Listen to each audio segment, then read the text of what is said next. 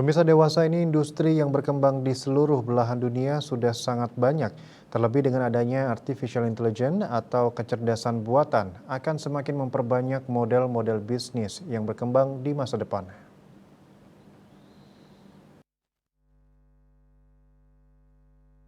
Termasuk di sektor pariwisata, ekonomi kerakyatan, UMKM, industri pertanian, peternakan, dan produk tekstil akan berubah ke depannya seiring dengan perkembangan digitalisasi.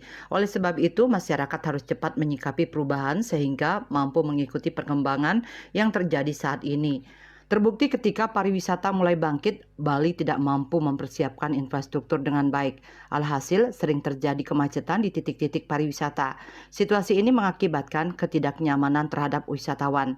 Praktisi bisnis keuangan Undiknas Profesor Sri Dharma mengatakan, sudah saatnya pemerataan ekonomi dilakukan di Bali sehingga tidak hanya di Bali Selatan, seperti halnya pengembangan pariwisata di Bali Utara. Bali Utara membutuhkan pembangunan infrastruktur yang memadai agar wisatawan tidak membutuhkan waktu yang lama untuk berkunjung ke Bali Utara.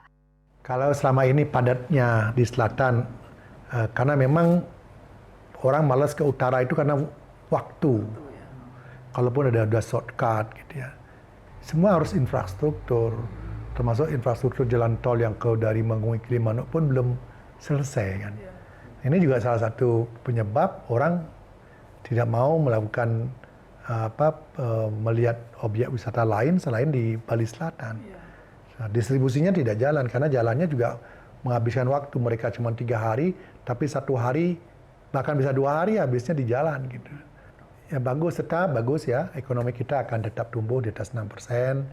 Pariwisata kita masih tetap bertumpu Bali pada pariwisata karena memang tidak ada lain kecuali pariwisata karena di dunia mengenal Bali karena pariwisatanya. Pihaknya menyebut bahwa Pulau Bali akan tetap bertumpu pada sektor pariwisata, namun sektor penunjang daripada pariwisata juga harus tetap diperhatikan dengan berbasis digital.